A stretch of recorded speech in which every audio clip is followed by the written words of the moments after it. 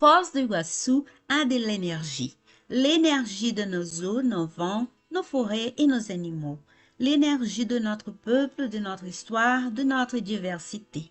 Jour et nuit, Foz est énergie, le choix idéal pour matérialiser une initiative pionnière dans la planète, une communauté dédiée à l'étude de la conscience de manière intégrale, tenant compte de la bioénergie, des vies antérieures, des dimensions multiples et de divers véhicules de manifestation au-delà du corps physique. Nous parlons de la conscienciologie, la science proposée par Valdo Vieira, chercheur indépendant, auteur et professeur.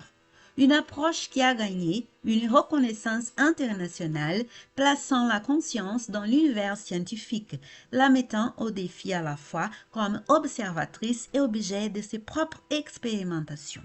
Ainsi a émergé l'embryon de la communauté permanente de recherche, le CAEC, Centre d'enseignement supérieur de la conscienciologie, fondé en 1995 dans la région tamanduazinho.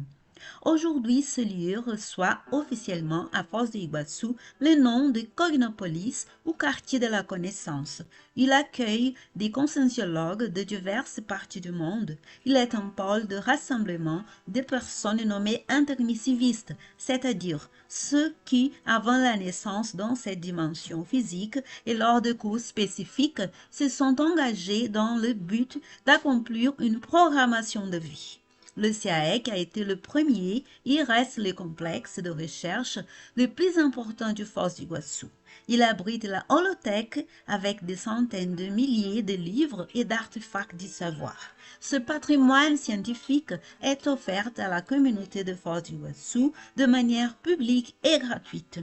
Se réunissent là aussi dans l'holocycle le groupe de bénévoles qui se consacrent à la production de l'encyclopédie de la conscienciologie, travail initié par le professeur Valdo Vieira.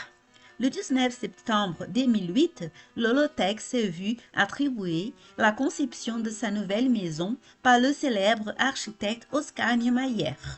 Afin d'obtenir l'approbation nécessaire du mémorial descriptif par la loi Rouanet, une levée de fonds a été organisée, laquelle servira également à la construction d'un mégacentre culturel, l'OTEC, sur l'avenue Marie-Bubiac. Dans le tertularium, tous les jours à 12h30 a lieu la tertulia conscienciologique, au cours de laquelle un verbétographe présente la défense d'un titre à inclure dans l'encyclopédie de la conscienciologie, à travers des réponses aux questions des chercheurs intéressés qui peuvent participer en présentiel ou par l'Internet. Le plan directeur pour le quartier est formé par une vaste zone de préservation de l'environnement, des lotissements résidentiels et un centre d'affaires, le Discernimentum, qui réunit les organisations conscienciologiques du bénévolat et des sociétés de services.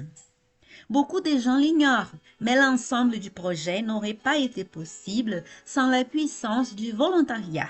L'encyclopédie de la conscienciologie et le mégacentre culturel Holothèque constituent l'axe central de la programmation existentielle de la plupart des intermissivistes ayant élu domicile à Foz do Iguaçu.